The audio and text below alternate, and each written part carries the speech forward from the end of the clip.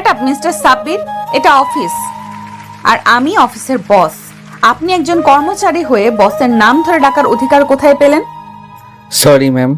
আরে বাবা, একটু আগেই তো আমাকে কিভাবে শাসালো আর এখনই বস হয়ে গেল। কাজে মন দিন।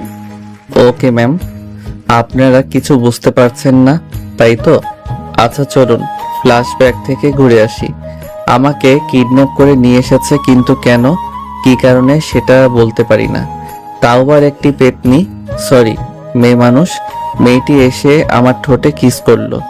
যখন কিস করলো তখন ভালোই লেগেছে, ফার্স্ট টাইম তো, তাই একটু বেশি ভালো লেগেছে। যাই হোক, আমাকে নাকি আরো 2 ঘন্টা এভাবে চেয়ারে বাঁধা অবস্থায় বসে থাকতে হবে। তাই আমি অন্ধকারে পেতনি থুকু মেয়েটাকে উদ্দেশ্য করে বলতে লাগলাম, বইন গো, আমার হাত পা সব ব্যথা করতেছে আর এই অন্ধকারে ভয়ও লাগছে। প্লিজ আমার বাঁধন খুলে দিন, আর বাতি বা লাইট থাকলে জ্বালিয়ে দিন, আমার কষ্ট হচ্ছে। ওই ওই কি বললি? আমি তোর বোন লাগি শালা? তোরে কইলাম হবু বউ লাগি তোর, তাহলে বোন কইলি কেন? হ্যাঁ, ভাবছিলাম লাইটটা জ্বালাবো, কিন্তু তুই আমারে বোন কইছিস না, তাই আর লাইট জ্বালাবো না। থাক 2 ঘন্টা অন্ধকারের মধ্যে। ওকে ওকে, সরি, আর আপনাকে বইন ডাকবো না। তাও লাইটটা জ্বালান প্লিজ। আর আমার হাত পা কিন্তু অনেক ব্যথা করতেছে। আচ্ছা আচ্ছা, যা, তোকে মাফ করে দিলাম। আর যদি জীবনেও আমাকে বোন বলে ডাকিস তাহলে শালা একদম উপরে যাওয়ার টিকিট কেটে দিব। কথাগুলো বলেই মেয়েটা লাইট জ্বালিয়ে দিল। আরে এই মেয়েটাই তো আমাকে কিডন্যাপ করেছে। আচ্ছা তাহলে আপনাকে কি বলে ডাকবো? কেন, বউকে কি বলে ডাকতে হয় তুই জানিস না? বাবু, সোনা, বেবি, আরো কত কি। তবে আমার একটা সুন্দর নামও আছে, চাইলে সেটাও ডাকতে পারিস, মুবাশিরা বিনতে আয়াত। থাক, এত বড় নামে ডাকা লাগবে না তোর কষ্ট করে। মুবাশিরা বা আয়াত যে কোনো একটা বলেই ডাকিস, কেমন? পরিটার কথা শুনে আমার মাথা ঘুরতে লাগলো। বলি কি, এই মেয়ে সেই নাকি আমার বউ? আচ্ছা সবই বুঝলাম, তবে আপনি আমার বউ হলেন কিভাবে? আরে বোকা হইনি এখনো, কিন্তু 2 ঘন্টা পরে হয়ে যাব। মানে 2 ঘন্টা পরে কি হবেন? বউ হব তোর আমি, বুঝলি?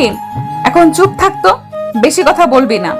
তোর দিকে তাকিয়ে কথা বললে আমার কেমন জানি লাগে, তাই তো লাইট অফ করে ঘুমিয়েছিলাম। শালা তুই এত হট কেন? হ্যাঁ, খালি উল্টা পাল্টা কথা মনে হয় তোকে দেখলে। তাই তো তোকে বিয়ে করব, তারপর যা হওয়ার হবে। ওরে বাবা, এই মেয়ে বলে কি? মনে করতাম কিডন্যাপ করে পাচার টাচার করে দেই, কিন্তু এ তো ডিরেক্ট বিয়ে করবে। শোনেন শোনেন, আমি আপনাকে বিয়ে করব না। আমার কথা শোনার পরে মেয়েটা আমার কাছে এসে আমার বাঁধন খুলতে লাগলো আর বলতে লাগলো, বিয়ে করবি না? সময় হয়ে গেছে, শোনো, আমাকে বিয়ে করার 5 মিনিট শুধু অপেক্ষা করো। কথাগুলো বলতে বলতে আমার বাঁধন খুলে দিল, কিন্তু ব্যথার কারণে আমি উঠে দাঁড়াতে পারছি না। চেষ্টা করলাম অনেক, কিন্তু বারবার চেয়ারের উপর বসে পড়ি, তাই আর বৃথা দাঁড়ানোর চেষ্টা করলাম না। চেয়ারে বসে রইলাম, কিন্তু মেয়েটা হঠাৎই আমার কোলে বসে পড়ল আর আমার মাথা 2 হাত দিয়ে শক্ত করে ধরে এক টানে তার নরম ঠোঁট দিয়ে আমার ঠোঁটে ডুবিয়ে দিল।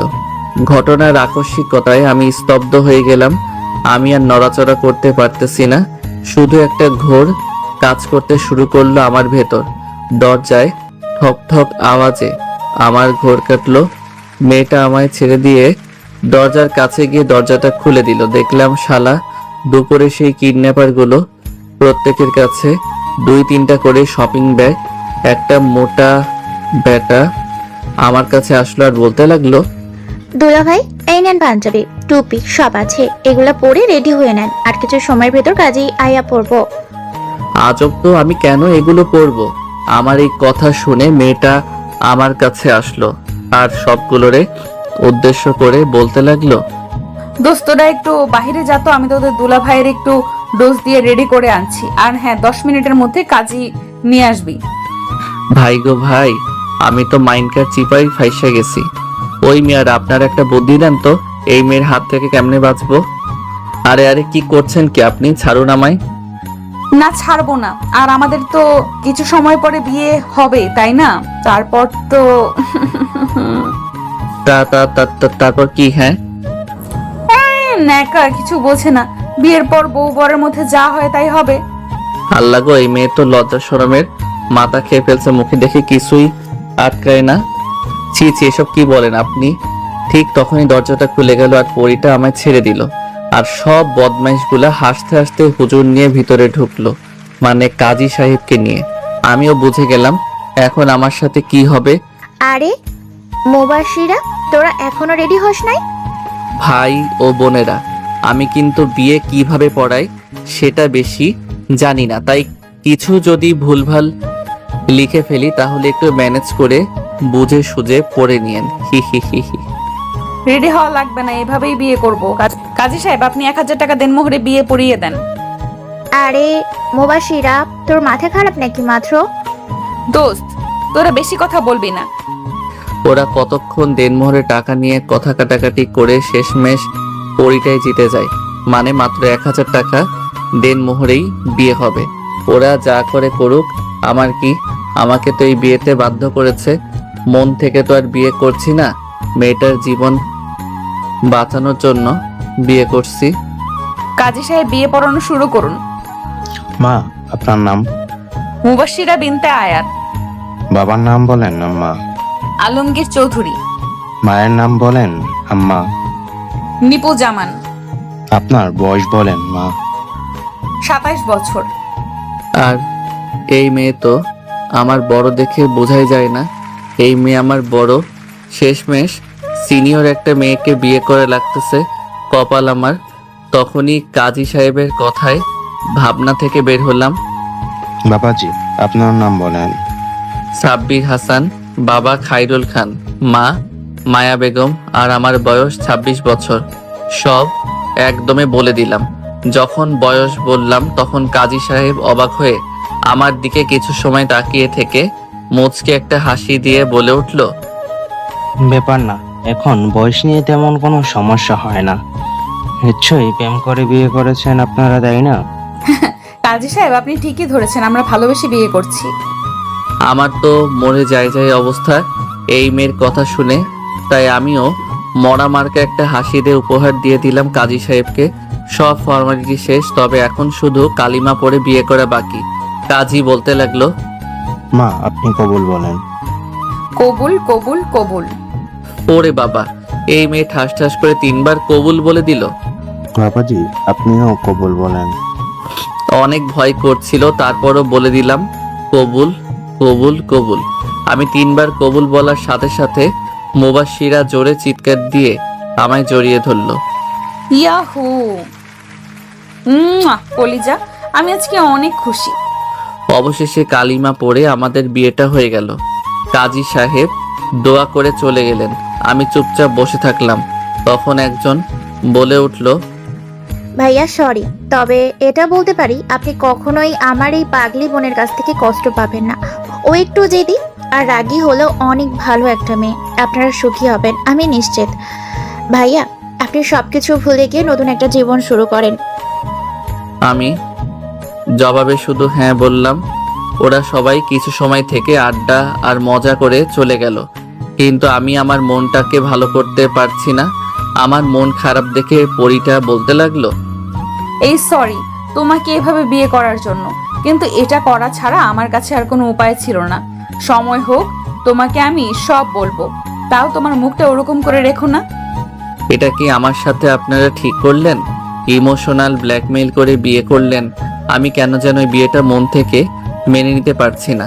তখনই মুবাশিরা আমার কলার ধরে একদম মুখের কাছে মুখ এনে বলতে লাগলো, কি বিয়ে মন থেকে মেনে নিতে পারছো না? এই তোমার সমস্যাটা কি? হ্যাঁ, তোমার কি কোনো গার্লফ্রেন্ড আছে? না, আমার এমন কেউ নেই, তারপরও আমি এই বিয়েটা মানতে পারছি না। আমি অত কিছু জানি না, আমি আমার অধিকার চাই। আর এই রাত নিয়ে আমার অনেক স্বপ্ন ছিল।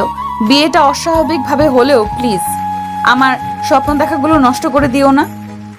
আমাকে সময় দিতে হবে।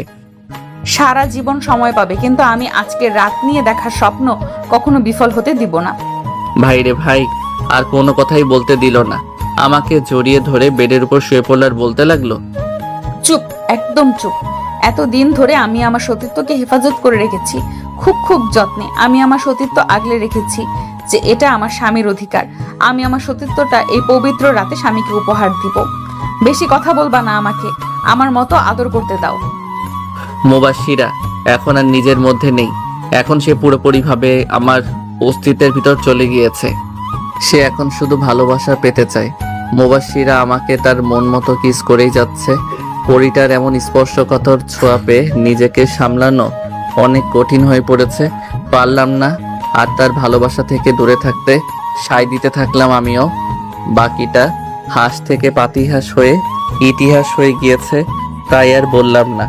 সকালে ঘুম থেকে উঠে দেখি পরিটা আমায় তার শাড়ির আঁচল দিয়ে আমার হাত বেঁধে রেখেছে, কিন্তু কিছু করার নাই। এই মায়ার বাঁধনটা খুলে আমি এখন পরিটাকে একা করে চলে যাব।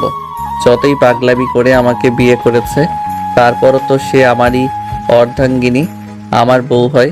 একটু কষ্ট হলেও পাগলিটাকে এখন একা করে আমি চলে যাব। আস্তে আস্তে আঁচলের বাঁধনটা খুলে ধীরে ধীরে বেড থেকে নামলাম। পাশে দেখতে পেলাম আমার ব্যাগ থেকে কাগজ আর কলম বের করে একটা চিঠি লিখলাম। চিঠিটায় একটা ভাঁজ দিয়ে পাগড়িটার আশেপাশে এক জায়গায় রেখে দিয়ে পরিটার কপালে ভালোবাসার স্পর্শ দিয়ে বেরিয়ে পড়লাম।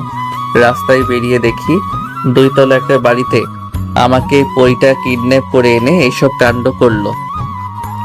সিলেটে আমি এর আগে 2 বার এসেছিলাম ঘুরতে, তাই মোটামুটি এই শহরটা চিনি, কিন্তু এখন আমার একটা থাকার জন্য বাসা দরকার। এখন বাজে সকাল 9টা। চলে আসলাম মেইন রোডে একটা সিএনজি নিয়ে। সিলেট শহর থেকে গ্রামের দিকে চলে আসলাম, কারণ এই গ্রামটা আমার অনেকটা পরিচিত। অনেক খোঁজাখুঁজির পর থাকার মতো একটা বাসা পেলাম। আর এখন বাজে বিকাল 4টা। সারাদিন কিছুই পেটে পড়ে নাই, তাই বাজারের দিকে হাঁটা দিলাম। এটিএম বুথ থেকে 20,000 টাকা তুলে নিলাম আর হোটেল থেকে খাওয়া দাওয়া করে বাজার আর দরকারি কিছু জিনিসপত্র কিনে একটা ভ্যানে করে বাসায় আসলাম। রাতে অল্প কিছু রান্না করে খেয়ে তাড়াতাড়ি ঘুমিয়ে গেলাম। কারণ হলো চাকরির খোঁজে বের হতে হবে। অ্যালার্মের শব্দে ঘুম ভাঙলো আমার। ফ্রেশ হয়ে কাগজপত্র নিয়ে রেডি হয়ে বাহির থেকে নাস্তা করে চাকরির সন্ধানে বেরিয়ে পড়লাম। একটা অফিসের ভিতরে ঢুকে ইন্টারভিউর জন্য সিরিয়ালে বসে পড়লাম। Serial number 45। তাই চোখ বুজে একটু দোয়া দরুদ পড়তে লাগলাম। তখনই কারোর ডাক পড়লো। Hello sir, hello hello. চোখ খুলে দেখি মধ্যবয়সী একজন লোক। জি, আমাকে বলছেন? হোম, আপনাকেই বলছি। স্যার আপনাকে ডাকছেন। আমার সিরিয়াল তো এখনো 45 জন পরে। অত কিছু জানি না, স্যার আপনাকে ডেকে পাঠিয়েছেন। আচ্ছা চলুন। পিয়ন আমাকে স্যারের রুমের কাছে দিয়ে চলে গেল। স্যার আসবো? আসো আসো, বসো এখানে। তারপর স্যার কাকে যেন কল দিল আর বলতে লাগলো, আরে মামুনি, জামাই বাবাকে তো পেয়ে গিয়েছি, সে এখন তোমার অফিসেই আছে। তা মামুনি, তোমার তো পছন্দ আছে, পুরাই হীরার টুকরা একটা ছেলে, দেখতে হিরোদের থেকে কম না। কলের ওপাশ থেকে কি বলছে শোনা যাচ্ছে না, তবে স্যারের কথা কিছুই বুঝতে পারলাম না। স্যার আবার ওপাশের মানুষটার সাথে কথা বলতে লাগলো। ওকে আম্মু, তুমি চিন্তা করো না, আমি এদিকটা দেখছি। আর কাল থেকে তুমি অফিসে বসবে, এবার খুশি তো? স্যার আরো কিছু সময় কথা বলে কল কেটে দিল আর আমাকে বলতে লাগলো, ওকে, তোমার কাগজ দাও, আর 10 মিনিট ওয়েট করো, আমি আসছি। স্যার কথাগুলো বলেই চলে গেল। আর আমি পাগলিটার কথা ভাবতে লাগলাম। মেয়েটা আমাকে কত বিশ্বাস করে, আর আমি তাকে একা ছেড়ে চলে আসলাম। হয়তো অনেক কান্না করছে। ভাবতে ভাবতে কখন যে স্যার চলে আসছে টেরি পাইনি। তখনই স্যারের ডাকে ভাবনা থেকে বের হলাম। আরে ঘুমিয়ে গেলে নাকি? মানে না স্যার। এ নাও, এটাতে সাইন করে দাও।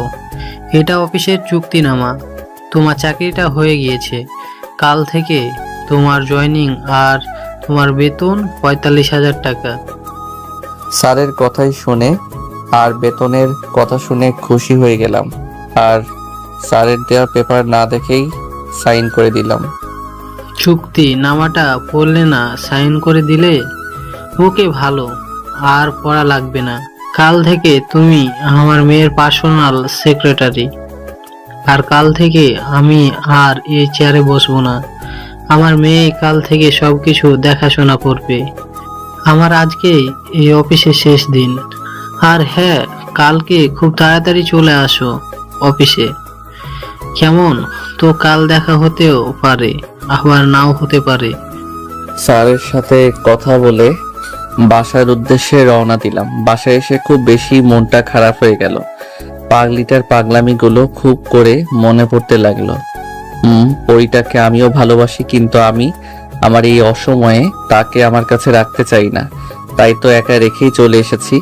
একটু ভালো লাগছে না। আমি মেয়েটার বিশ্বাস নিয়ে খেললাম। চোখটা বুঝলেই মেয়েটার মায়াবী মুখটা ভেসে উঠছে। দিনটা কেটে গেল আমার পাগলিটার কথা ভেবে ভেবে। রাতে হালকা কিছু খেয়ে ঘুমিয়ে গেলাম। অ্যালার্মের শব্দে ঘুম থেকে উঠে রেডি হয়ে বাহির থেকে নাস্তা করে অফিসের দিকে হাঁটা দিলাম। মেইন রোডে এসে একটা রিক্সাও পাচ্ছি না, তাই হেঁটেই অফিসে যেতে লাগলাম। অফিসের ঘড়ির দিকে তাকিয়ে দেখি 10 মিনিট লেট। হায় আল্লাহ, প্রথম দিনই লেট। তখনই পিয়ন আসলো আর বলতে লাগলো, স্যার, ম্যাম আপনাকে ডাকছে। ওকে, আপনি যান, আমি দেখা করে আসছি। স্যার, দেখা করে আসতে হবে না। আপনার ডেস্ক ম্যামের কেবিনেই দেওয়া হয়েছে, আপনি সেখানেই বসবেন। আমি পিয়নের কথায় তেমন কিছু মনে করলাম না, কারণ আমি তো ম্যামের পার্সোনাল সেক্রেটারি। হয়তো সেই সুবাদে পাশাপাশি আমার ডেস্ক দিয়েছে। গিয়ে দেখি ম্যাম উল্টো দিক হয়ে বসে আছে। আসবো ম্যাম? কামিং, বসুন বসুন। আপনার অপেক্ষায় ছিলাম মিস্টার সাব্বির হাসান। কণ্ঠটা বেশি না, খুব বেশি চেনা মনে হলো। ভয়ে ভয়ে বসে পড়লাম চেয়ার টেনে। আর যখন ম্যাম আমার দিকে ঘুরলো, তখনই আমার ভয়টাই সত্যি হয়ে গেল। আপনারা যেটা ভেবেছেন সেটাই। আমি অবাক নয়নে মুবাশশিরার দিকে তাকিয়ে আছি। মুবাশশিরা মুচকি একটা হাসি দিয়ে বলতে লাগলো, তা কেমন আছেন সাব্বির সাহেব? আরে আপনি এভাবে চোখ বড় বড় করে তাকিয়ে আছেন কেন? আমি যেই না একটা দৌড় দিব, তখনই মুবাশশিরা বলে উঠলো, লাভ নেই দৌড় দিয়ে, দরজা অটোমেটিক লক হয়ে গিয়েছে। ট্রাই করে দেখতে পারো, খুলবে না। আমি দরজা অনেক টানাটানি করেও খুলতে পারলাম না। বেশি টানাটানি না করে চেয়ারে বসে পড়ো। তাই আর দরজা খোলার চেষ্টা না করে চুপচাপ মুবাশশিরার সামনে মাথা নিচু করে বসে পড়লাম। তখনই মুবাশশিরা চেয়ার থেকে উঠে এসে আমার কলার ধরে বলতে লাগলো, এই, তুই ভেবেছিলি আমার কাছ থেকে পালিয়ে বেঁচে যাবি? যাই হোক, আমি চেয়েছিলাম তোকে ভালোবেসে আগলে রাখবো, কিন্তু তুই আমার কথার মূল্য দিতে পারলি না। তাই তোকে এমন কষ্ট দিব যে ভাবতেও পারবি না। মানে আসলে মুবাশশিরা, তুমি আমার কথাটা একটু শোনো। চুপ, একদম চুপ। তুই বেশি কথা বলবি না। আমি তোর কোনো কথাই আমি শুনবো না। তুই শুধু আমার কথা শুনবি। শুনবো না আমি তোমার কথা? শুনবে না? ভালো তো, এটা পড়ে দেখো যাবে। আর তারপর আমার কথা শুনবে নাকি শুনবে না সেটা তোমার বিষয়। আমাকে ছেড়ে দিয়ে একটা কাগজ দিল। আমি কাগজটা পড়তে লাগলাম। কাগজে লেখা ছিল, 5 বছর পূর্বে চাকরি থেকে অবসর নিতে পারবো না। আর যদি নিজ ইচ্ছায় চাকরি ছেড়ে দিতে হয় তাহলে 80 লক্ষ টাকা জরিমানা দিয়ে চাকরি ছাড়তে হবে। 2, আমাকে যখন যেটা আদেশ দেওয়া হবে আমি সেটা করতে বাধ্য থাকিব। 3, অফিসে লেট করে আসা যাবে না। আর যদি এই সবগুলো বিষয় মানতে না পারি তাহলে 10 বছর জেল হবে। আমি এই বিষয়গুলো মাথায় রেখে স্বইচ্ছায় মেনে নিলাম। আর নিচে আমার দেওয়া সাইন পেপারটা পড়ে আমি মুবাশশিরার দিকে করুণ চাহনিতে তাকালাম। মুবাশশিরা পেপারটা টান দিয়ে নিয়ে নিল আর বলতে লাগলো, নিজের ডেস্কে বসো, আর আমি কিছু সময় পর 2টা ফাইল দিব। ফাইল 2টা কালকের মধ্যে রেডি করে আমাকে দিবেন। আর 3টার সময় রেডি হয়ে থাকবেন, এক জায়গায় যাব। ওকে। মুবাশশির, একটু শোনো। শাট আপ মিস্টার সাব্বির, এটা অফিস আর আমি আপনার বস। আপনি একজন কর্মচারী হয়ে বসের নাম ধরে ডাকার অধিকার কোথায় পেলেন? Sorry ma'am. আরে বাবা, একটু আগেই তো আমাকে কিভাবে শাসালো, আর এখনই বস হয়ে গেল। কাজে মন দিন। Okay ma'am. এই ছিল ফ্ল্যাশব্যাক। এবার গল্পে আসা যাক, চলুন। কিছু সময় পর আমাকে 2টা ফাইল দেয়া হলো। আপনারা তো জানেনই আমি বাবার অফিসে বসতাম, তাই মোটামুটি কাজ পারি। ওই মুবাশিরা শুধু আমার দিকে আর চোখে তাকাচ্ছে যে আমি ফাইল বোঝার জন্য তার কাছে যাচ্ছি না কেন। অনেক সময় হওয়ার পরও যখন আমি মুবাশিরার কাছে গেলাম না, তখন মুবাশিরা ভাবতে লাগলো, বেটা ফাইল বোঝার জন্য আসলি, না তো কালকে যদি ফাইল কমপ্লিট না পায় তাহলে মজা বোঝাবো। লাঞ্চ টাইমে আমি শব্দ ছাড়া রুম থেকে বাহিরে চলে আসলাম। ক্যান্টিনে ঘোরাঘুরি করে খেয়ে দিয়ে যখন রুমের দিকে হাঁটা দিলাম, তখনই একটা মেয়ে আগ বাড়িয়ে কথা বলতে আসলো। হাই, আমি তানিশা। আপনি? হ্যালো, আমি সাব্বির হাসান। নতুন নাকি? ম্যামের পার্সোনাল সেক্রেটারি। ওহ, ভালো তো। আমরা কি ভালো বন্ধু হতে পারি? তখনই ঝড়ের বেগে কোথা থেকে যেন মুবাশিরা এসে হাজির আর বলতে লাগলো, ও হ্যালো, লাঞ্চ টাইম শেষ আর এটা কাজের জায়গা, ফ্রেন্ডশিপ করার না। আপনি আপনার কাজে যান, আর সাব্বির সাহেব দ্রুত কেবিনে আসুন, আপনার সাথে কথা আছে। ওরে বাবা, দাঁতের সাথে দাঁত লাগিয়ে কথাগুলো বলে চলে গেল। আমিও পিছন পিছন গেলাম। কেবিনে ঢোকার সাথে সাথে সজোরে দরজাটা লাগিয়ে দিল আর আমার কলার ধরে টেনে সোফায় ধাক্কা দিয়ে বসিয়ে দিল আর তার এক হাত বাড়িয়ে দিয়ে বলতে লাগলো, ধরছিস না কেন? হটটা ধর।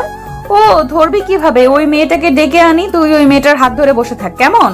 আর আজ বিয়ের 3 দিন চলে, তুই কখনো কি নিজ ইচ্ছায় আমাকে স্পর্শ করেছিস? করবি কি করে? আমাকে তো তোর ভালোই লাগে না। নিজের বউকে কেন ভালো লাগবে? অন্য মেয়েদের সাথে খুব হাসি খুশি হয়ে কথা বলিস, কই আমার সাথে তো সবসময় মুখটাকে বাংলার পাঁচের মতো করে রাখিস। হ্যাঁ, পরিটার ধমক খেয়ে সাথে সাথে খপ করে তার হাতটা হালকাভাবে ধরে আছি। এমন ভাবে ধরেছিস মনে হচ্ছে তোর কষ্ট হচ্ছে। শক্ত করে ধরো আমার হাত, আর এটা তোর শাস্তি। আজ অফিস শেষ হওয়া পর্যন্ত তুই আমার হাত ধরে রাখবি। পাগলিটার হাত ধরে বলতে লাগলাম, মুবাশিরা, তুমি আমার কথা চুপচাপ শুনো, তাহলে তোমার সব ভুল ধারণা ভেঙে যাবে। চুপ। এই আমি তোর বস, একদম আমার নাম ধরে ডাকবি না। আর আমি তোর কোনো কথাই শুনতে চাই না। চুপচাপ আমার হাত ধরে বসে থাকবি। নিজের বেলায় বউয়ের অধিকার খাটাবে আর আমার বেলায় সে আমার বস। মাইনকার চিপাই এমন ফাঁসা ফাঁসছি, বের হওয়াই কঠিন হয়ে গিয়েছে। ওইদিকে মহারানী নিঃশব্দে কান্না করছে আর নাক টানছে। তাই আমি পরিটার চোখের পানি মুছে দিয়ে বুকের সাথে চেপে ধরলাম। তখনই আমার পেটে কয়েকটা ঘুষি মেরে শোক করে জড়িয়ে ধরলো আর বলতে লাগলো, তো তুই অনেক পচা। আজ থেকে তুই কোনো মেয়ের দিকে তাকাবি না। আর কথা বলা তো দূরের কথা, তোকে যদি আর একবার অন্য কোনো মেয়ের সাথে কথা বলতে দেখি, তাহলে আমি তোকে খুন করে তারপর নিজেও আত্মহত্যা করে মরে যাব। পরিটার গালে 2 হাত দিয়ে আমার মুখোমুখি করে বললাম, আচ্ছা বউ, তুমি চিঠিটা পড়েছিলে? কোন চিঠি? আমি তোমার কাছ থেকে আসার আগে একটা চিঠি লিখে তোমার আশেপাশে রেখে আসছিলাম, সেটা কি পড়েছিলে? ওই আমি তো কোনো চিঠিই পাইনি। তুমি আমার কাছে চলে আসার পর অনেক কান্না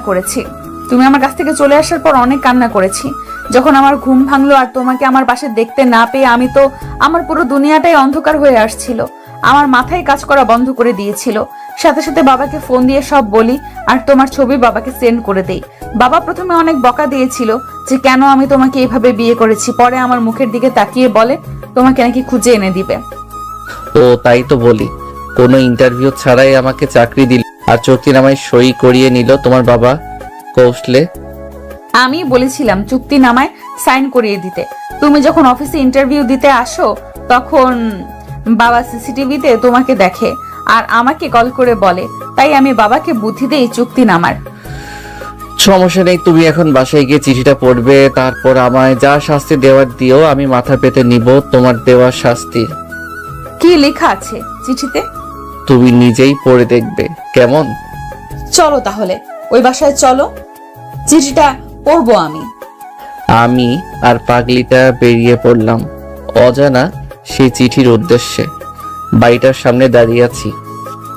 পাগলিটা এখনো হাতটা ছাড়তে দেয়নি আমায়। হাত ধরে বাড়ির ভিতরে প্রবেশ করলাম। দোতলায় উঠে গিয়ে আমি তো অবাকের চরম পর্যায়ে চলে গেলাম। ঝটকাটা খেলাম খাবার টেবিল দেখে। হরেক রকমের খাবার সাজানো হয়েছে। সার্ভেন্টরা রান্নাঘর থেকে আরো খাবার আনছে। কি হলো, দাঁড়িয়ে পড়লে কেন? চলো। খাবার টেবিলের সামনে এসে শ্বশুর সাহেবকে সালাম দিলাম। আসসালামু আলাইকুম স্যার। কেমন আছেন? হয়েছে হয়েছে, আর স্যার বলতে হবে না। জামাই বাবা বলে ডাকবে, কেমন? জি বাবা। আচ্ছা, এখন আর কথা না, খাবার পরে সব কথা হবে। বসো বাবা, দাঁড়িয়ে আছো কেন? মুবাসিরা, জামাইকে চেয়ার টেনে বসিয়ে দাও। মুবাশিরা চেয়ার টেনে বসিয়ে দিয়ে নিজেও পাশে বসে পড়ল আর শাশুড়ি আম্মা খাবার সার্ভ করতে লাগলো। খাচ্ছি এমন সময় শাশুড়ি আম্মা বলে উঠল, আরে বাবা, খাচ্ছ না কেন? এটা তো তোমারই বাড়ি, তাই না? লজ্জা পাওয়ার কোনো দরকার নেই। এই নাও, গরুর কালা ভুনাটা খেয়ে দেখো তো কেমন হয়েছে। ভাই গো, আমার অবস্থা টাইট। আমি যতই বলি আম্মার আর লাগবে না, তখনই শ্বশুর মশাই বলে, আর বাবা, তুমি তো কিছুই খেলে না। মুবাসিরার মা, জামাইকে দই দাও। দই শেষ হলে পায়েসটা দিও। আমি খেতে পারছি না আর, আমার অবস্থা একেবারে নাজেহাল। আমার এই অবস্থা দেখে মহারানী মিট মিট করে হাসছে। আমার জন্মের শিক্ষা হয়ে গিয়েছে আজ জামাই আদর পেয়ে।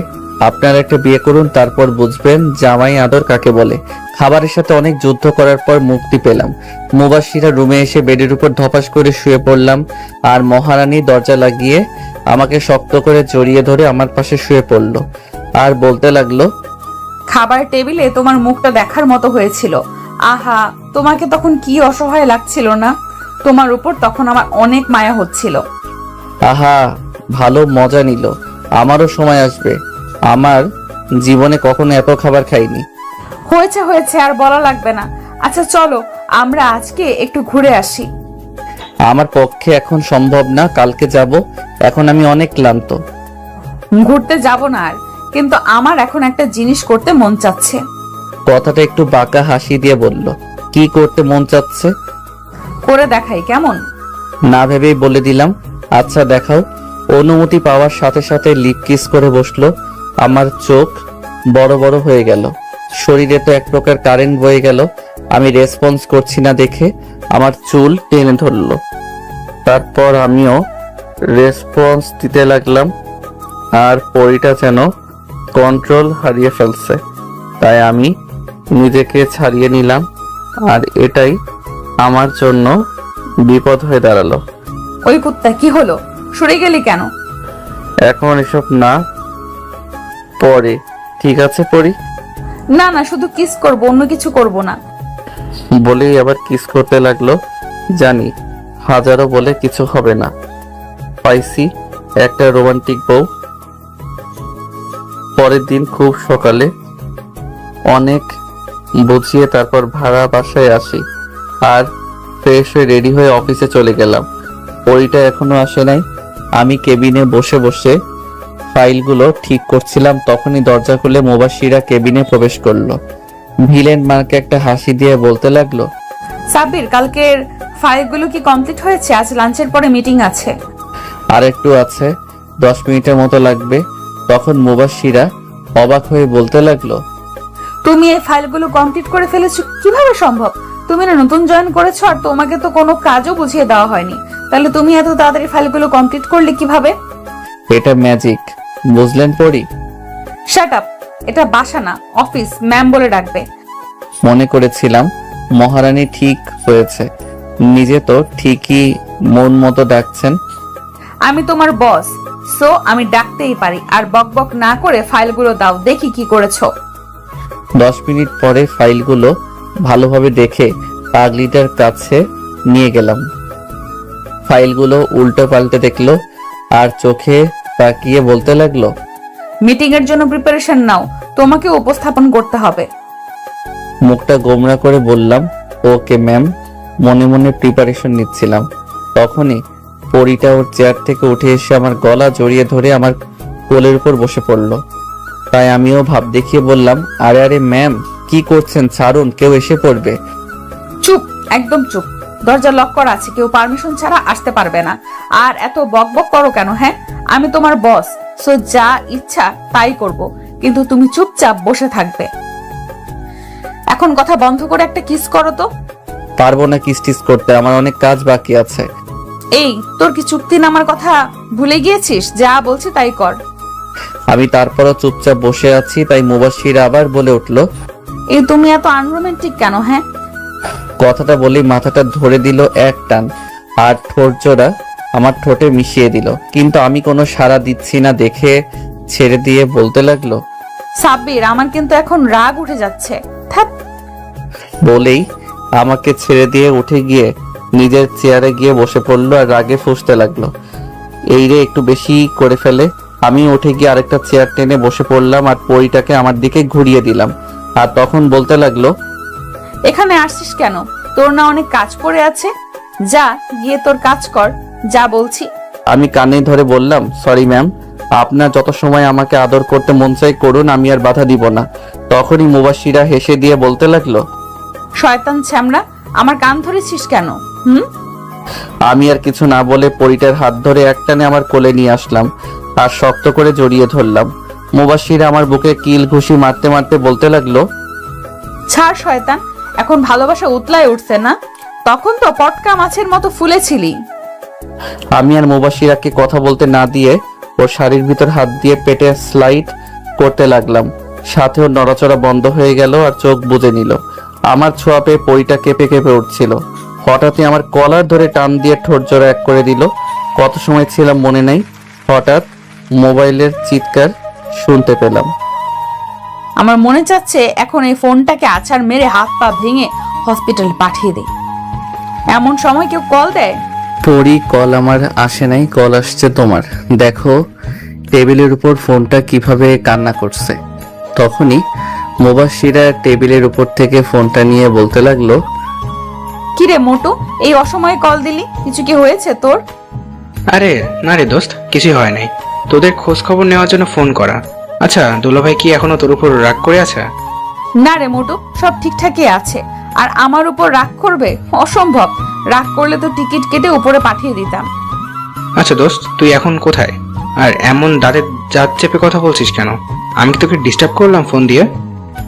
শালা মোটুর বাচ্চা, আমি এখন তোর দুলাভাইয়ের লগে রোম্যান্স করছি আর তুই ফোন দিয়ে সব ডিসমিস করে দিলি। ফোন কাট, পরে কথা বলবো।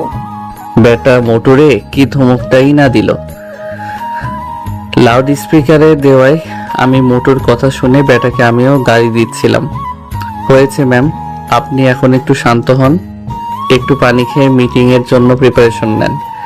আর রোমান্স বাসায় গিয়ে ইচ্ছা মতো করিয়েন। বলেই পরিটাকে আমায় কোল থেকে নামিয়ে দাঁড় করিয়ে ওর চেয়ারে বসিয়ে দিলাম। পাগলিটা পরে আর কিছু না বলে কাজে মন দেয় আর আমিও কাজে মন দেই। দুজন একসাথে লাঞ্চ করে ফাইলগুলো ঠিকঠাক করে মিটিং রুমের দিকে পা বাড়ালাম। মুবাশিরা আমাকে বারবার বলছে আমি যেন গুছিয়ে কথা বলি, আরো নানান রকম উপদেশ দিচ্ছে। ডিলটা যেন হাতছাড়া না হয়ে যায়, কিন্তু কাদের সাথে ডিল হবে আমি তা এখনো জানি না। মিটিং রুমে প্রবেশ করে যে যার আসনে গিয়ে বসলাম। এ কি, আমি সামনে কাকে দেখতে পাচ্ছি? আরে ভাই, সামনে আমার বাবাকে দেখতে পাচ্ছি। তার মানে ডিলটা আমাদের কোম্পানির সাথে। মুবাশিরা প্রজেক্টের বিষয়ে খুঁটিনাটি বুঝিয়ে আমাকে দাঁড় করিয়ে দিল। এতক্ষণ বাবা আমাকে না দেখলেও এখন ঠিকই দেখে ফেললো আর সাথে সাথে দাঁড়িয়ে বলে উঠল, সাব্বির বাবা, তুমি এখানে? আমি তোমাকে পুরো বাংলাদেশ খুঁজে বেড়াচ্ছি। বাবা চলো বাসায়, তোমাকে ওই ছোট মেয়েটার সাথে বিয়ে দেব না। সবাই তো আর আমার আর বাবার দিকে অবাক নয়নে তাকিয়ে আছে। আর মুবাশিরা তো পুরাই বরফের মতো জমে গিয়েছে। বাবা যখন বুঝলো যে এখানে অনেক মানুষ আছে তখন আবার বলে উঠল, সরি, মিটিং এখানে শেষ আর ডিলটা আপনারাই পাচ্ছেন। আর আপনারা সবাই প্লিজ বাইরে চলে যান, শুধু সাব্বির সাহেব বাদে। আমি ওই স্ট্যাচুর মতো দাঁড়িয়ে আছি। একে একে সবাই বাইরে যাওয়ার মুবাশিরা বাবাকে উদ্দেশ্য করে বলল, স্যার, আপনি কি সাব্বিরকে চেনেন? আরে চিনবো না মানে? সাব্বির আমার একমাত্র ছেলে। আমার সাথে রাগ করে বাসা থেকে চলে গিয়েছে। আমি পুরো বাংলাদেশ খুঁজেও পেলাম না, আর এখানে সে চাকরি নিয়ে কাজ করছে। মুবাশিরা হঠাৎ করে বাবাকে সালাম করলো আর বাবা মুবাশিরার কাণ্ড দেখে অবাক হয়ে গেল আর মুবাশিরাকে বলতে লাগলো, আরে আরে কি করছো তুমি মা? আমাকে সালাম করছো কেন? মুবাশিরা কথাগুলো বলেই এক দৌড়ে চলে গেল। এটা কি হলো? আমাকে ফাঁসিয়ে দিয়ে সে পগার পার হয়ে গেল। তখন বাবা আমাকে জিজ্ঞেস করলো, কি বলে গেল মেয়েটা? যাই হোক সাব্বির, মেয়েটাকে মানে বাবা, কি মানে করছো? বলো মেয়েটাকে। কেমনটা লাগে? আমাকে ফাঁসিয়ে দিয়ে এখন সে উধাও। কি হলো সাব্বির, চুপ করে আছো কেন? বলো মেয়েটাকে। আসলে বাবা, আমরা বিয়ে করে ফেলেছি। মেয়েটা তোমার বাড়ির বউ। কথাগুলো শোনার পর বাবা কিছু সময় চুপ থেকে বলে উঠলো, 2 দিনের মধ্যে বৌমা তোমাকে যেন বাড়িতে দেখতে পাই।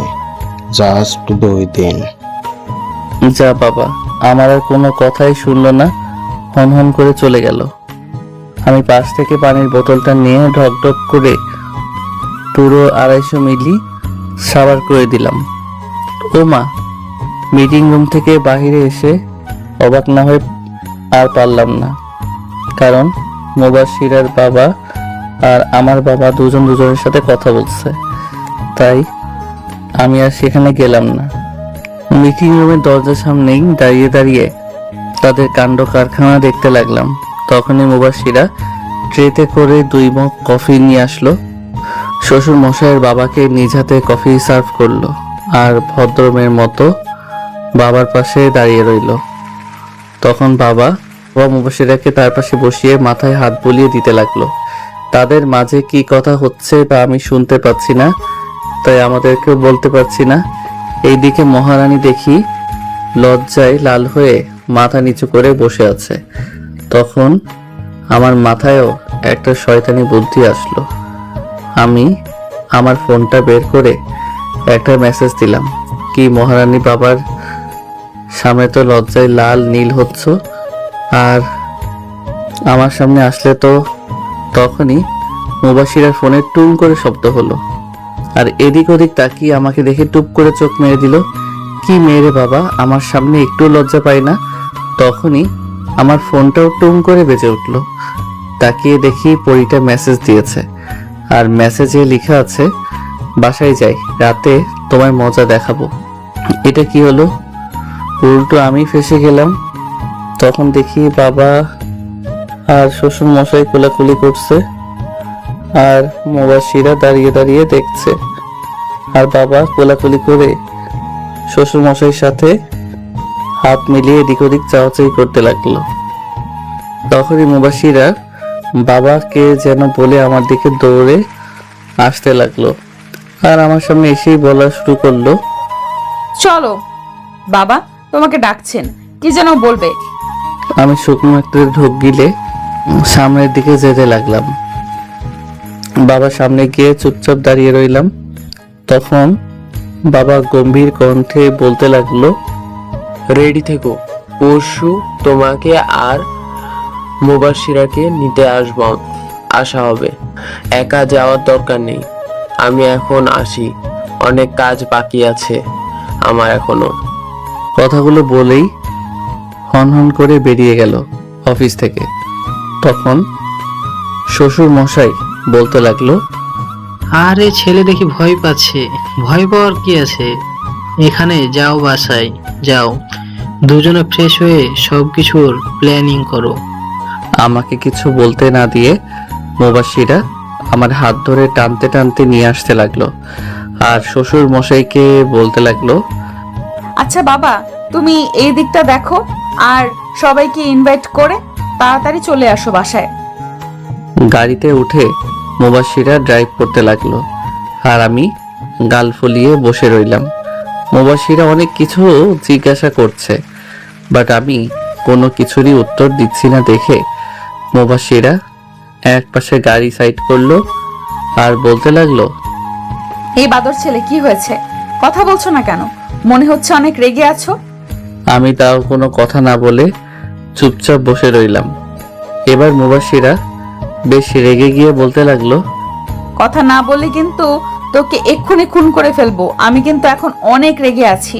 পরে উল্টো পাল্টা কিছু করে ফেলবো এই বলে দিলাম। আমি পাগলিটার দিকে আর চোখে তাকিয়ে দেখি রাগে একদম লাল হয়ে গিয়েছে, পুরাই টমেটোর মতো। আমি ফিক করে হেসে দিলাম। আমার এমন হাসি দেখে পরিটা বোকা বনে গেল। কি হলো? তুমি না এই রেগে কথাই বলছিলে, এখন আবার এমন করে হাসছো কেন? আরে এসব করেছি তো তোমাকে রাগানোর জন্য, কারণ রাগলে তোমাকে আরো বেশি সুন্দর লাগে। তবে রে ফাজিল ছেলে, তোর আজকে খবরই আছে। জানিস আমি কত ভয় পেয়ে গেছিলাম, মনে করেছিলাম তুই আমার উপরে রেগে গিয়ে কথাই বলছিস না। যদি আমাকে ছেড়ে চলে যাস আর কোনো সময় এমন করবি না, আমার সাথে এক মুহূর্তের জন্য কথা বলা বন্ধ করবি না। তুই আমার সাথে কথা না বললে আমি মরে যেতে চাই।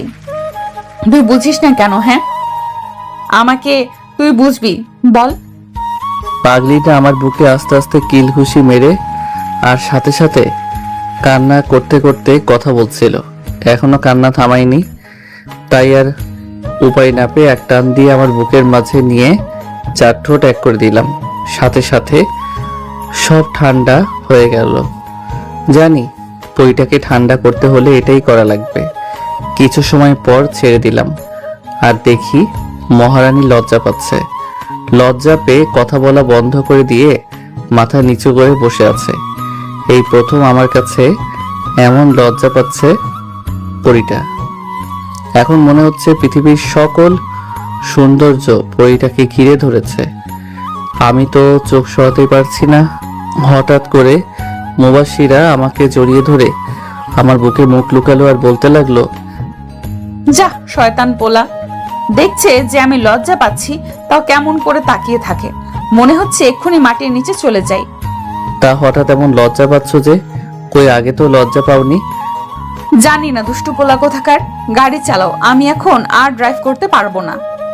আমি ড্রাইভিং সিটে বসে ড্রাইভ করে বাসায় চলে আসলাম। আর পুরো রাস্তায় পরিটা আমার বুকে মুখ গুজে বসেছিল। লজ্জায় ঠিকমতো কথাও বলে নাই। বাসার সামনে গাড়ি থামাতে গেট খুলে দৌড় দিয়ে চলে গেল। ওর লজ্জা পেতে দেখে আমার চরম পর্যায়ে হাসি পাচ্ছিল। অনেক কষ্টে হাসি থামিয়ে বাড়ির ভিতর চলে গেলাম। আর তখনই বাসার ভিতর গিয়ে দেখি শাশুড়ি আম্মা কার সাথে যেন মোবাইলে হেসে হেসে কথা বলছে। আমাকে তাড়াতাড়ি করে বলতে লাগলো, আচ্ছা চলে এসেছে, এখন রাখি, 2 দিন পর তো দেখাই হবে, পরের বার আবার সন্দেহ করতে পারে। কথাগুলো বলেই কলটা কেটে দিল আর আমাকে বলতে লাগলো, আরে সাব্বির, বাবা যাও, তাড়াতাড়ি রুমে গিয়ে ফ্রেশ হয়ে আসো, আমি খাবার দিচ্ছি। জি আম্মা, যাচ্ছি। পরে রুমে এসে দেখি ওয়াশরুম অলরেডি বুক হয়ে আছে, মানে মুবাশিরা ফ্রেশ হতে গেছে। তাই আমি খাটের উপর ধপাস করে বসে পড়লাম আর মোবাইল গুতাগুতি করতে লাগলাম। কিছু সময় পর মহারানী বের হলো আর আমার দিকে টাওয়েলটা ছুঁড়ে মারলো আর ভাব নিয়ে বলতে লাগলো, হ্যাঁ মিস্টার পিচ্চি সাব্বির ওরফে জুনিয়র বর, যাও এক্ষুনি ফ্রেশ হয়ে আসো, আমি নিচে যাচ্ছি খাবার রেডি করতে।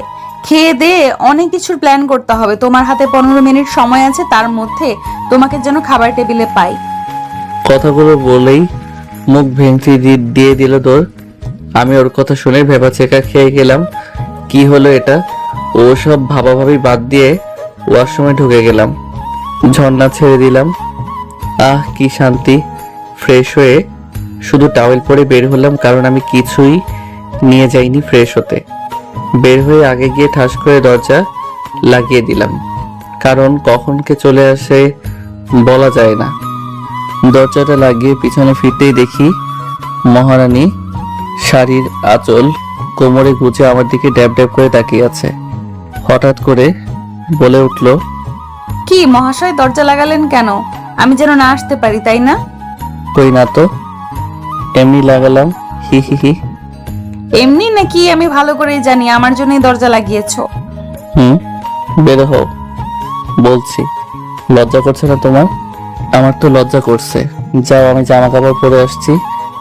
কেন লজ্জা করবে? আমি তো আমার বরকে দেখেছি, অন্য কাউকে তো আর দেখছি না।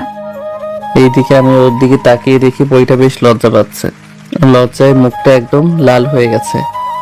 তারপরও আমার সাথে জোর করে ঝগড়া করছে কি মেয়েরে বাবা, তাই একটু ভাবলাম ফাইজলামি করি। আমি ধীরে ধীরে মুবাশিরার দিকে এগোতে লাগলাম। এইটা কি হলো, মনে করেছিলাম ভয় পাবে আর পিছিয়ে যাবে, কিন্তু না, ঠাই দাঁড়িয়ে আছে আর আমার দিকে তাকিয়ে আছে। আমি পরিটার একদম কাছে চলে আসছি, আমার মুখটা ওর মুখের সামনে নিয়ে যেতে লাগলাম। তখনই মুবাশিরা চোখ বন্ধ করে ফেললো, ওর ঠোঁট জোড়া কাঁপছে।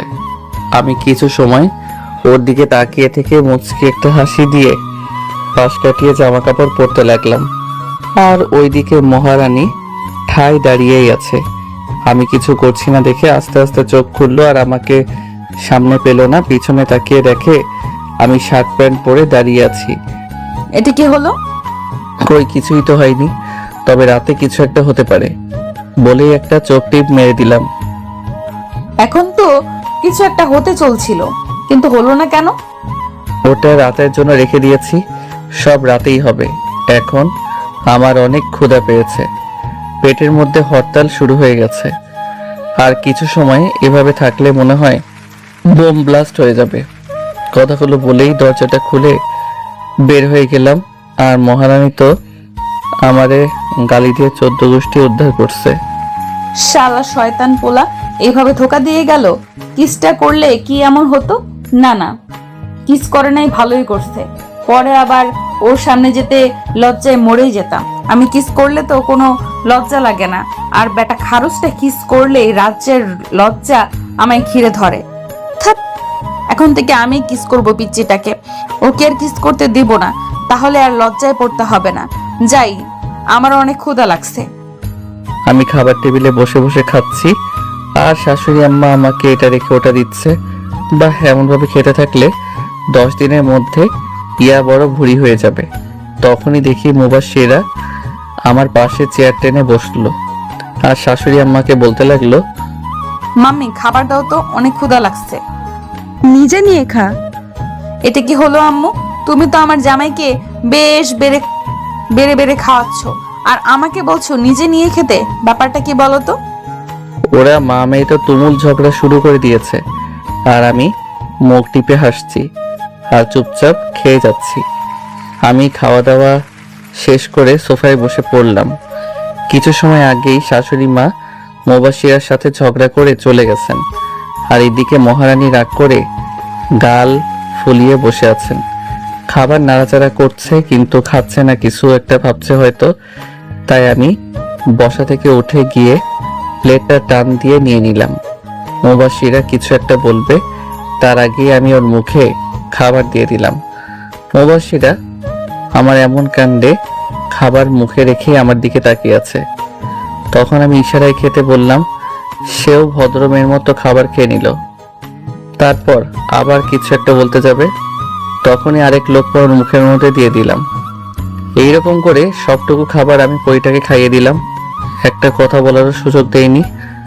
যখন খাওয়ানো শেষ হলো তখন আমাকে বলতে লাগলো, কি ব্যাপার, হঠাৎ করে বউয়ের উপর এত দরদ যে?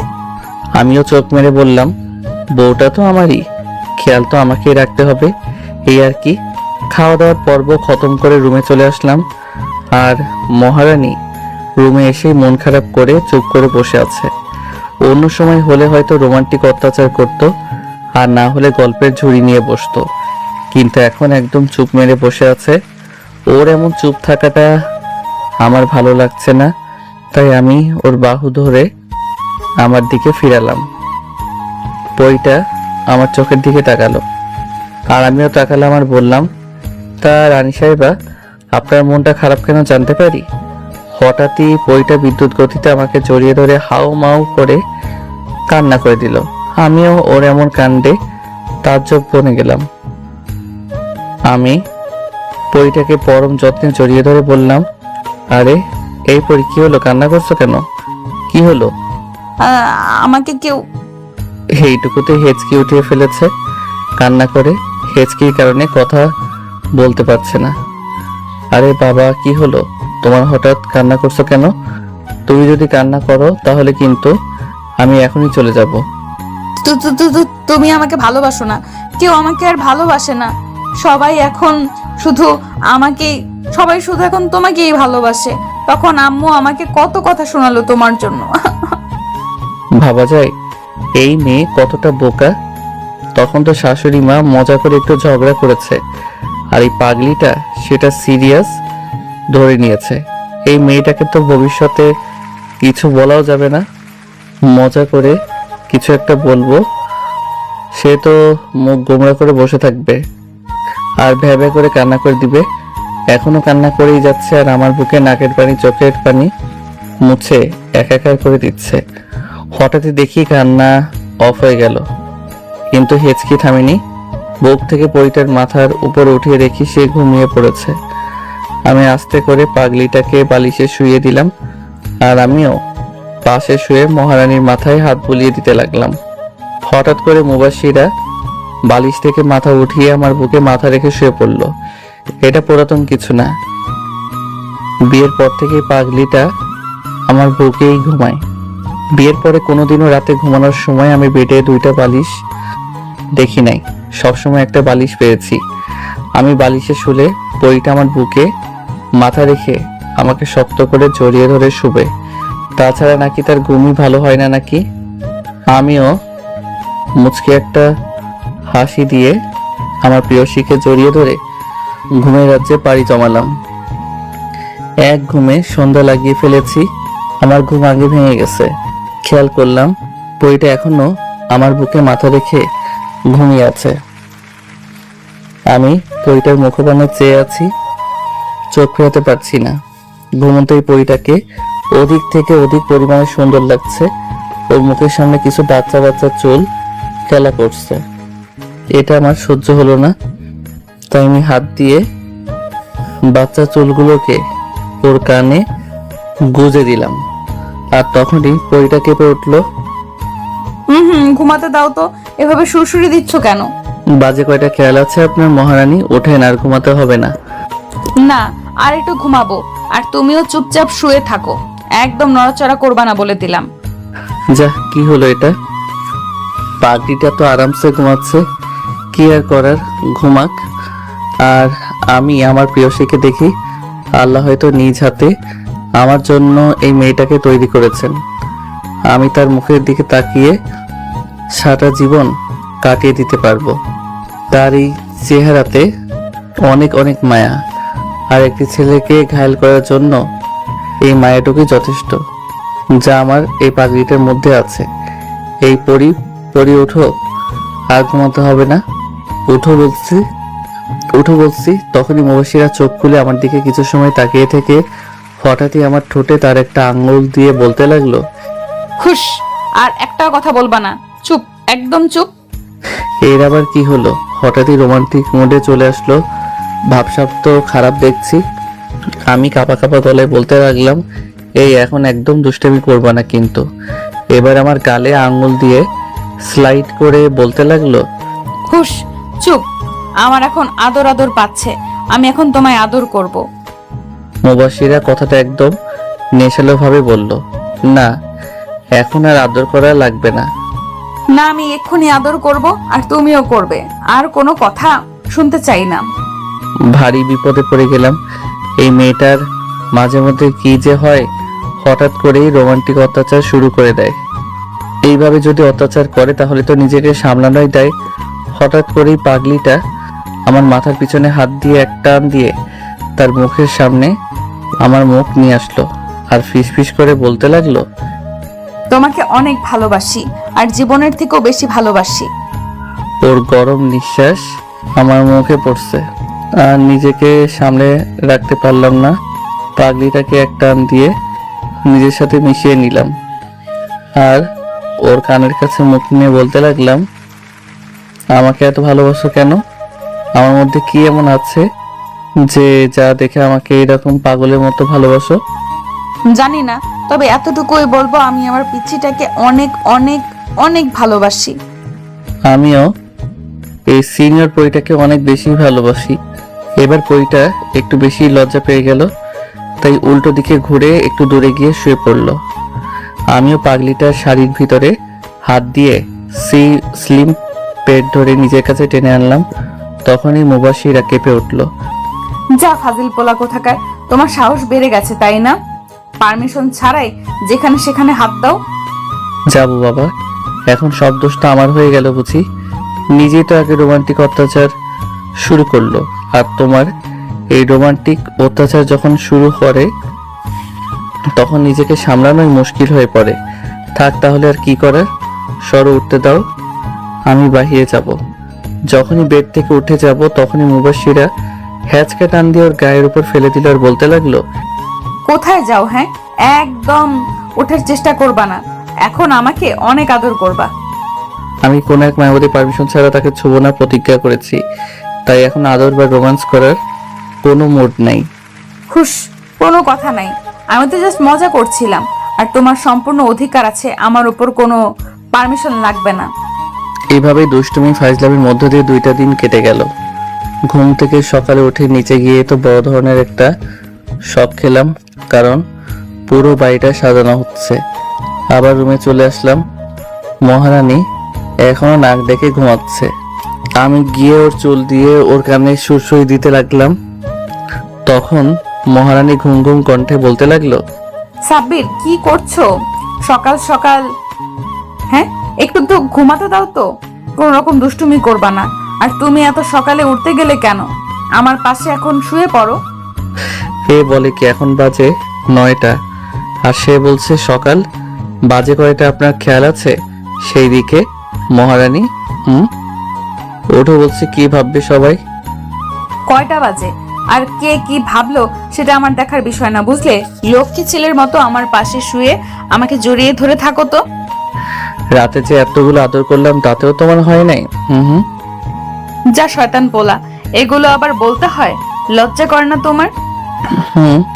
যেভাবে রোমান্টিক অত্যাচার করো কই তখন তো তুমি লজ্জা পাও না। এখন গুড গার্লের মতো উঠে পড়ো, অলরেডি 9টা বাজে।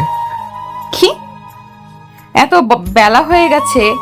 আর তুমি কিন্তু বেশি পেকে গেছো। আর শোনো, আমি কিন্তু তোমার বড়, আর জানো না বড়দের কথা মেনে চলতে হয়। আমি যা বলবো তুমি তাই করবা, বুঝছো আমার পিচ্চিটা? আমি আর কিছু বললাম না। পাগলিটার কথা শুনে পুরাই ভেবাচেকা খেয়ে গেছি। ওর দিকে এক ধ্যানে তাকিয়েছিলাম, কখন যে পাশ কাটিয়ে চলে গেছে টেরি পাইনি। ধ্যান ভাঙলো গাড়ির হর্নের শব্দে। মনে হলো বাড়িতে অনেকগুলো গাড়ি ঢুকলো, তাই বেলকনিতে চলে গেলাম দেখার জন্য যে কারা এই সকাল সকাল আসলো। গাড়ি থেকে যারা নামলো তাদের দেখে তো আমার অলরেডি হাত পা কাঁপাকাঁপি শুরু হয়ে গেল। বাড়িতে মোট 5টা গাড়ি ঢুকেছে। প্রথমটাতে বাবা মা আর চাচা চাচি বের হলো, আর পরের গাড়ি থেকে আমার সব বন্ধুরা বের হলো। তারপরের গুলা থেকে আরো কয়েকজন আত্মীয় স্বজন বের হলো। আমি দৌড়ে নিচে চলে আসলাম আর গিয়ে আম্মুকে শক্ত করে জড়িয়ে ধরলাম। তখন আম্মু কান্না করে দিল আর বলতে লাগলো, কি রে বাবা, তুই মাকে ছাড়া কি করে দূরে দূরে থাকিস? একবার কি মাকে মনে পড়ে না তোর? সরি মা, ভুল হয়ে গেছে, আর হবে না এরকম, প্লিজ আর কান্না করো না তুমি। ঠিক তখনই কোথা থেকে যেন শাশুড়ি মা এসে আম্মুকে জড়িয়ে ধরলো আর বলতে লাগলো, কি রে সই, কেমন আছিস? কতদিন পর দেখা তোর সাথে। রে, সই ভালোই আছি, তবে এখন থেকে মাঝে মাঝে আমাদের দেখা হবে। এদের কাহিনীটা আমার মাথায় কিছুই ঢুকছে না, তাই আমি মাথা চুলকাতে চুলকাতে বললাম, মা তোমরা কি পূর্ব পরিচিত নাকি? শুধু পূর্ব পরিচিত না, আমরা দুজন বেস্ট ফ্রেন্ড। আর তোদের এই বিয়ে দেওয়াটাও আমার এই বেস্টের প্ল্যান ছিল। মানে বুঝলাম না। আর বুঝাও লাগবে না, মুবাশিরা মামুনির কাছ থেকে জেনে নিস তাহলেই হবে। এর সাথে মুবাশিরাও জড়িত আছে। যাও, তোমাদের কারোর সাথে কোনো কথাই নাই বলেই সেখান থেকে চলে আসলাম ছাদে। এরা আমার সাথে প্রতারণা করলো, কিছুই বুঝতে পারলাম না। আর মুবাশিরা, তোমার তো খবর আছে, পরে মজা বোঝাবো। ছাদে এসে কোনো লাভ হলো না, কারণ আমার সবগুলো ফাজিল বন্ধুরা বসে বসে আড্ডা দিচ্ছিল, আর আমাকে দেখা মাত্রই সবগুলো ঘিরে ধরলো। ওদের সাথে আড্ডা দিচ্ছিলাম তখনই নিচ থেকে ডাক পড়লো, তাই সবাই চলে গেলাম। সবাইকে খেতে ডেকেছিল। খাওয়া দাওয়ার পর্ব শেষ করে যখনই বন্ধুদের সাথে আড্ডা দিতে যাব তখনই শ্বশুর মশাই আর বাবা এসে হাত পাঞ্জাবি পাগড়ি ধরিয়ে দিল। আমাদের যেন বয়সে সাজিয়ে দেওয়া হয়। হঠাৎ করে মুবাশশিরার কথা মনে পড়ে গেল। অনেকক্ষণ দেখি না, গেল কই মেয়েটা? তখনই বন্ধু একটা বলে উঠলো, মামা এদিক ওদিক তাকিয়ে লাভ নেই, ভাবিকে পার্লারে নিয়ে গেছে সাজাতে, কিছু সময়ের মধ্যে চলে আসবে। তার আগে তোকে সাজিয়ে দেই, চল। আমাকে টেনে রুমে নিয়ে আসলো। ফাজিলগুলা এনেই আমাকে সাজিয়ে দিতে লাগলো। সব ঠিকঠাক, মানে বর সাজা হয়ে গেছে। বন্ধুরা মিলে সেলফি তুললাম। আবার নিচ থেকে ডাক পড়লো যেন বরকে নিয়ে যাই। আমাকে নিয়ে যাওয়া হলো। গিয়ে দেখি মুবাশশিরা চলে আসছে। ওকে দেখার পরই নিজে হারিয়ে ফেললাম। মারাত্মক সুন্দরী লাগছে। বুকের বাপাশে ব্যথা অনুভব হলো। হায়, এই মেয়ে তো আমাকে মেরেই ফেলবে। কেমন এত সুন্দরী এলো! ধ্যান ভাঙলো বাবার ধমকে। ওই হাতারাম, এভাবে দাঁড়িয়ে আছিস কেন? বস, এখন বাসায় গিয়ে ইচ্ছে মতো দেখিস। বাবার কথায় সবাই হেসে দিল, আর আমি কিছুটা লজ্জা পেলাম। ধপ করে মুবাশশিরার পাশে বসে পড়লাম। আজকে আবারও কাজী সাহেব আসছে আমাদের বিয়ে পড়াতে। বাহ, কি কপাল আমার! 2 বার বিয়ে করলাম আমি। হি হি হি হি হি। সবকিছু ঠিকঠাক ভাবে হয়ে গেল, আর আমি এখন বাসর ঘরে যাওয়ার জন্য প্রস্তুতি নিচ্ছি। ভয় হচ্ছে, কারণ এখন বাজে রাত 2টা। শালা হারামি বন্ধুগুলোর কাছ থেকে ছাড়া পাইছি মাত্র, আর এত রাতে বাসর ঘরে ঢুকলে মুবাশশিরা নিশ্চয়ই আমাকে আর আস্ত রাখবে না। কি আর করার, বাইরে মশা কামড়াচ্ছে, তাই আপনাদের দেওয়া 1 ইঞ্চি লম্বা সাহস নিয়ে পা টিপে টিপে বাসর ঘরে ঢুকে গেলাম। যে দরজাটা লাগাতে যাব তখনই মুবাশশিরা বাঘিনীর মতো গর্জন দিয়ে বলতে লাগলো, বের হ রুম থেকে। এখন আসছিস কেন? রাতটা শেষ হয়ে গেলেই তো আসতে পারতি। বজ্জাত ছেলে কোথাকার! আর 1 পা সামনে দিবি না, সোজা রুম থেকে বাহির হয়ে যাবি। বাবারে, এর এই রূপ দেখে সেই লেভেলের ভয় পেয়ে গেলাম। তাই ভদ্র ছেলের মতো বাহিরে চলে যেতে লাগলাম। তখনই পিছন থেকে আবার আওয়াজ আসলো, দেখো কাণ্ড, আবার বাহিরে যাচ্ছে। একের তো রাত 2টায় আসছে, আবার ঢ্যাং ঢ্যাং করে বাহিরে যাচ্ছে। এই হাদারাম, কই যাচ্ছিস? আয় বলছি, দরজাটা লাগা। নিজেই বাহিরে যেতে বলে আর বাহিরে গেলেও দোষ। চুপচাপ দরজা লাগিয়ে দাঁড়িয়ে রইলাম। তখনই মুবাশশিরা ধমক দিয়ে বলতে লাগলো, কি হলো? ওখানে সং হয়ে দাঁড়িয়ে আছো কেন? কাছে আসো আর আমার ঘোমটা খোলো। যাক বাবা, রাতটা হয়তো কমেছে।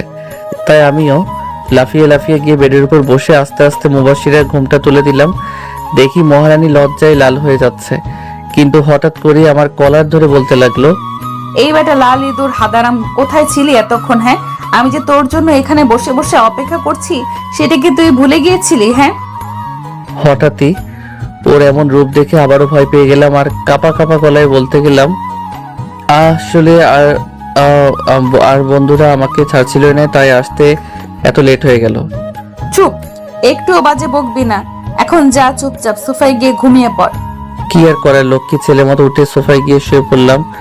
তখনই মুবাশশিরা চিৎকার দিয়ে বলতে লাগলো, ওই তোকে যেতে বলেছি বলে তুই যাবি? হ্যাঁ, লাইট অফ করে বেডে আয়, পাগল একটা। এক দৌড়ে গিয়ে লাইট অফ করে দিয়ে বেডের কাছে চলে আসলাম। আর তখনই মুবাশশিরা আমাকে টান দিয়ে বেডে ফেলে দিল আর আমার উপর চড়ে বসলো। ওর মুখটা আমার মুখের সামনে